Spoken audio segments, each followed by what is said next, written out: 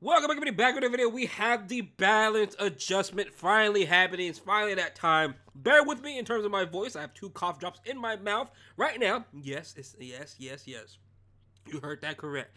My throat's pretty bad. I'm not too sure. I think my allergies are actually beating me up this year. I have not gotten my allergies in quite some time. I think a couple years already. And this year, man, they are just beating me up. But we have a lot of content coming out. We have this. We have Origin later on today. So we have other videos I got planned. Got to bang out so many videos.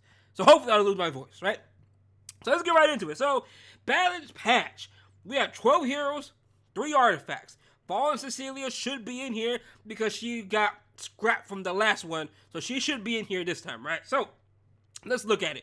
We have Martial Artist Ken, Fallen Cecilia, Spirit Iceline. I'm not sure why she got a buff. I think she's fine, honestly. But when it comes to Arena, I think she's good. RTA, yeah. Steven Sage Vivian, I'm not surprised because she's getting a skin.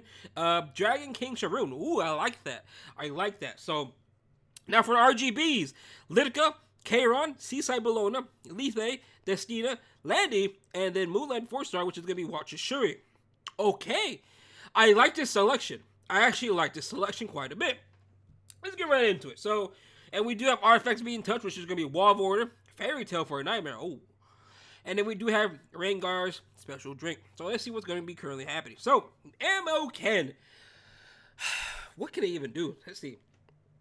So basically, Soul Burn increases damage dealt. Successful attacks always results in a critical hit. Okay. So, Soul Burn, what changed is increased damage dealt. Soul Burn damage dealt increase. Successful attack always results in a critical hit. I mean, am I wrong? It looks the exact same. Knockout.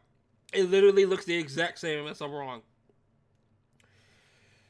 I mean, I guess it's just every time it hits, no matter what, it's gonna be a critical hit, I guess, even when I'm sober, I guess. So, okay. Actually, that's probably what it is, to be honest. Next, Dragon Flame. At the start of the battle, grants vigor for 3 turns. Alright, so Dragon Flame attacks the enemy with a kick and penetrates the target's defense by 50%. So a 10% increase. Okay, we'll take that. Alright, not too shabby. I like that. More damage for him. And the results, the Soul Burn effect previously granted a critical hit. It will be removed. And overall, again, I like that. He's gonna crit regardless 100% now on the S1. Quite nice. Very, very nice. I liked it a lot. So actually he's always gonna crit now. Because people were building a 100% crit Ken. Now you don't really need to do that anymore. Because he's always gonna crit now. So that's quite nice. Because I'm pretty sure his S3 crits as well. I could be wrong, but I'm pretty sure the S3 crits. I don't remember. I actually don't remember his S3. Next, Fallen Cecilia. Let's see what's going to be. Attacks the enemy with a spear. 100% chance to provoke. Soul Burn ignore ER. 10 souls. Well, it's okay. I think it's okay. I don't mind that. I'll take the ignore ER. It's pretty good. Sweet Miracle will screw her over though. But overall, I like it. Okay, we'll take it. Ignore ER, always good to have, right? Any character that has Ignore ER, kind of broken, right? So, her passive was granted barrier before for 2 turns. Now she decreases additional damage and fixed damage received by allies from heroes by 50%. When more than 1 damage reduction effect is granted, only the strongest effect is applied. Okay. When more than 1... Okay, so, I mean, decreases additional damage and fixed damage. Okay, by 50%. So, Kairon's a good example, where he does about 5,000 damage flat. He's going to be doing about 2,500 now. Okay, that's pretty good. I actually like this a lot, because the fixed damage, I'm going to be assuming, though, this is to kind of fight off Urban Shadow Shu. Urban Shadow Shu has a flat, I think it's 2k damage per tick on her turn. So she's doing 1k now.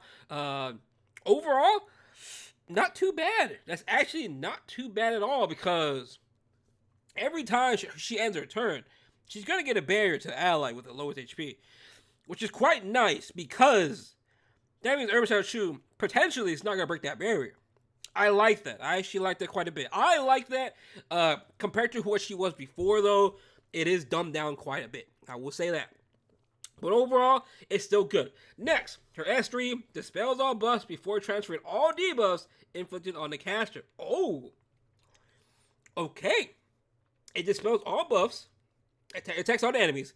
Dispels all buffs before transferring all debuffs inflicted on the caster. That is quite insane, no? I like that. Now, I wish her S3 had Ignore ER, because you can still get 15%ed. I would have loved this if it had Ignore ER, but I could definitely see it being absolutely broken if that was the case. So I could understand why they didn't do that. But overall, I like it. It's good. It's a good change. I like the passive. They focused on the passive. I like that a lot. And in her SD, she's still stripping, but she's transferring all debuffs. So you kind of want to put some effectiveness on her. Actually, I don't know, right? We'll see how it is. But overall, I like this. I like it. This buff. Again, it's not as good as the other one that we originally saw, but this is good. This is good. I guess they're not changing her EE. From the looks of it, they're not changing her EE at all, right? So, next, Spirit Eye Celine. Let's get right into it. So, when the caster has a buff, uses Nimble Sword instead. Okay. Nimble Sword, after granting increased attack to the caster for 1 turn. Okay. Not too shabby. Now, Spirit Gate. Oh, I see it already. Opens the Gate of Spirits to revive all dead allies. Dispels all debuffs from all allies before granting immortality for 1 turn. That's insane. That is insane. Dispelling all debuffs from everybody. That is insane. Ooh, I like that. I like that. That's all she needed. Because honestly, I was perfectly fine with Celine. I thought she was perfectly okay. Again, I'm an arena gamer, so I saw usage in Celine. She was already good. RTA, different story. But her having a self-cleanse for the entire team is quite insane. On top of what she already has in her kit. She's pretty cracked out when you really think about it. You pair her with like Fallen Cecilia. I don't know how you're going to kill the Celine. That's quite nice. I like this. I like this a lot. That's good. That's good. That's a good buff. Next, Sylvia the Shade Vivian. Again, we saw this coming. I'm not surprised by that, right? Because she's getting the skin. So they're like, why not? Let's buff her, right? So, let's see. Add attacks that move the mana before increasing combat radius of the caster by 50%. Okay. On the caster's turn, when focus is full, activates the same skill as an extra attack. Okay. Not too shabby. Okay. Not too bad. Insight. Only applies to PvP. Applies to heroes only. Applies to PvP. I guess this is more for Hall of Trials, right? Because Hall of Trials, she was able to tank up a lot. So I'm assuming that's why they changed it. I'm pretty sure that's exactly why they changed it.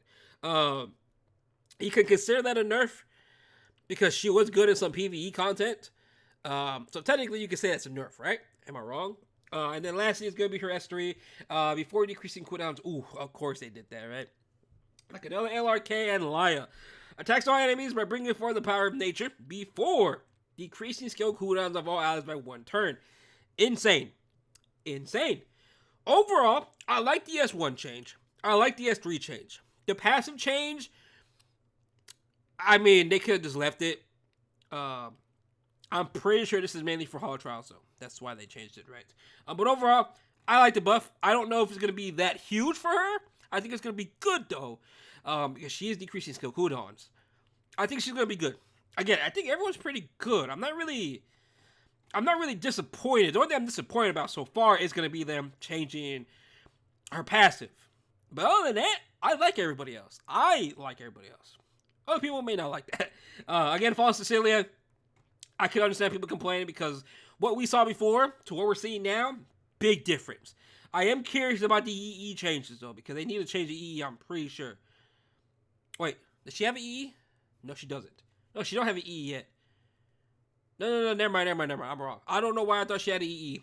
It was her imprint that they changed. Yeah, never mind. All right, next is going to be Dragon King Sharoon. Let's see. So, before increasing speed of caster for 1 turn. Okay, that's Vivian. All right, Dragon King Sharoon. At the start of the turn, dispelled all debuffs which prevent movement from all allies. That was good, but it's still bad at the same time for Sharoon. Now, she dispels all debuffs which prevent movement before increasing combat readiness of the caster by 40%. Can only be activated once per turn. Cascade deals 4,000 fixed damage. Oh, that is that's quite insane, no? 4,000 damage now. Everyone's going to be doing an extra 4,000 damage. Okay. She's getting a 10% increase in her push. She's getting an extra 1500 damage on the Cascade. Oh, I like that. I think I like that. That's good. I like that. But again, I'm not too sure. Not too sure. Let's read her history. Attacks all enemies with the power of the Divine Dragon, decreasing buff durations by 2 turns before 100% chance to inflict cannot buff, and class debuff for 2 turns and decrease combat ranges by 20%. Okay, so she has basically unbuffable on top of her class debuff. Okay, again, she's still gonna have a problem in terms of like healing the team and all that. You pretty much need Guardian Ice Crystal still on her, or Proof of Valor, make it more tanky, right? To do her one job. But again, it's I like it, but they could have done more. I wish they healed. If she got rid of a debuff, it healed maybe like 10%, 5%. I think that would have been perfect. She would have been good. But I like this change. It's okay change. More damage, more CR push, and basically unbuffable. We'll take it, right? We'll take it. Next is going to be Lethe. Wow, I don't remember what this character does. Attacks the enemy with a sword. Has an 80% chance each to inflict 2 bleed effects. Okay. She has bleed. And then in turn, she detonates bleed. Okay. Inflicts resource depletion on all enemies by 60%. Before attacking, decreasing buff durations by 1 turn, and inflicting bind for 2 turns. For each target, increases combat range and caster by 25%. That's good. I like characters that get inflict resource depletion. I like that a lot, actually. Public Executioner. Inflicting decreased defense for 2 turns before decreasing combat ranges by 100%. Grant skill nullifier to all allies. When the target is inflicted with bind, ignores effective resistance. Okay. I don't care much for the bleed. But again, they are buffing her because of the new RTA season. Bleed, burn, and bombs are getting damage increases.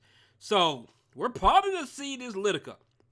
Especially since she has inflict resource depletion. I like that. Again, we'll see how she plays. But seeing this inflicts resource depletion, I like that already. Again, we already know about the bleed. Trying to go down that route for RTA season. But overall, I'm actually quite happy with this. I think she's going to be pretty good, actually. Because I like her kit already. With the skill note to the whole team. It's quite nice. Not many characters do that, right? But this resource depletion, nice. But we'll see how she plays out. Because that's the only thing I really like about that. It's just whatever her S2 at the, I think that's S2. Next, restricts enemies for 2 turns when using Thornbush. Okay. Yeah, okay, it's probably going to be her best EE, which is going to be this restrict. Yeah. Next is going to be K-Rod. K-Rod. So, voice slash damage dealt increase. Soul Burn. Okay, that's something to change. Soul Burn increase. Okay, I say 1. Not too shabby. Passive. Increase evasion for 2 turns. Okay. Before absorbing some of the damage dealt as health. Ain't this a nerf? Is this not a nerf? So, what he does is, he does damage increase in proportion to the caster's lost health. Before absorbing, okay, never mind, it's before, right? So he does attack before he absorbs. I'm pretty sure I'm reading that right. Otherwise, if it's still around, I'm like, wait a minute, that's doing less damage. His Emperor is changing though, the crit chance. That's pretty good. But again, I don't think this is going to change anything on Charon. I mean, 2 turns evasion. He heals off his S3. More damage SA1. We really need to see the mods on this. But overall, nothing special about this at all. I like the Emperor change a lot. You give him more damage. But we'll see. We'll see how he plays out. T-Side Bologna. Okay, let's see this. For every surviving ally, decreases damage suffered by 10%. When more than 1 damage reduction effect is granted, only the strongest effect is applied. So basically, you're getting 40%. Wait. Is that not the same thing? So you have 3 allies alive. That's 30%, no? Is that not the same thing? Oh, wait. Never mind. Because usually, whoever was in the front, they took a lot of damage, right? Now, whoever's in the front, it doesn't matter. It does not matter because she just gets decreased damage. Okay, good change. But let's be honest here. Who's using Seaside Bologna in RTA? 75 chance to inflict decreased defense for 2 turns.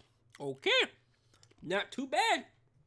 And then her S3 will be a 100% chance to dispel all buffs. Oh, dispelling all buffs, be a 400% chance to each to inflict cannot buff and unhealable for 2 turns. Not too bad. Again, it's a good change. But again, let's be honest, who's using Seaside Bologna? Yeah, we'll take it. Again, this is just positive stuff. I like this. Again, I like it a lot. Lethe, I think she needs a huge buff. Lethe is really, struggling. She's been struggling. She was good for a bit, but man, let's see what she gets. So, wow. I already see it already. Inflicting Station recovers health of all allies before increases common ranges of the caster by 50%. Amount recovered and damage dealt increases in proportion to the caster's max health. Okay. So basically, the funny thing is, right? If you have, let's say you have everybody on 2. So basically 2, because if you go 3, Call of the Abyss activates, which is their Omen, right? So their Omen 2, you kill somebody, you come back around, and you go after the person that has 2 Omen, and you can make them 3, you kill them again. Oh, that could be quite fun, you know. That could be quite fun. But again, you need some setup for her, because, it's trying to make her last long enough with the injury, especially with Shu now. It's kind of hard for Lethe to survive because she don't really have any protection. She really needs to survive. If they give her stealth next Shu, hey, hear me out. That'd be pretty insane. But overall, I like this change, but I think she needs a lot more than this. I honestly think she needs a lot more than this to actually be more better than what she currently does. But we'll see. We'll see. Destina, so she has more sober and healing increase, amount of recovery increase. Okay, at the start of the turn, her spirit's blessings to the caster for 3 turns, so 1 extra turn. Okay, she revives all dead allies to 30% HP, so extra 10%. And then, yeah, that's really about it. And it did lower the cooldown by her Destina's Grace by 4 turns. Okay, I mean, it's okay. I think it's okay. 10% extra on their dead allies. I don't think it's going to change much. Maybe. We'll see. But it's okay. It's okay. But I personally don't think it's going to do anything for her. Landy has finally been making a return in RTA. So let's see what they actually did to her. So, damage dealt increased on her fire. Okay. And then, at the start of the turn... Ooh. At the start of the first battle, gains 50 Fighting Spirit and grants stealth for 1 turn. Now, please tell me. Now, it's probably just going to be 1 turn only, right? I was going to say, I would like to see this be every single turn. But I'm pretty... It says at the start of the first battle, which means she's only going to have stealth for that 1 turn. Which leads me to believe that we should not run her on Guiding Light. Because it kind of just nullifies it, to be honest. I don't think they're going to change much on her. But they are increasing her damage on her S1. Quite nice. But this is okay. I mean, give her a free stealth. Okay. I guess it gives more opportunity to use some auto artifacts, like mainly Wall of Order, for her. That's the only thing I can think of. Other than that, though, if you run Guiding Light on her still on top of this, it's kind of useless the first turn. Then it's kind of like, eh. But you kind of want that survival in Guiding Light, so it's kind of hit or miss with her. We'll see how she plays out. I think this is, meh. I think it's okay. Now we have Wachishuri, which, honestly, I'm surprised he's even getting buffed. I think he's perfectly fine. So, Suture Magic Bullet, penetrating their defense by 80%. After, attacks enemy with a mana bullet, penetrates the target's defense. Am I wrong? Was he? I thought he penetrates 100%.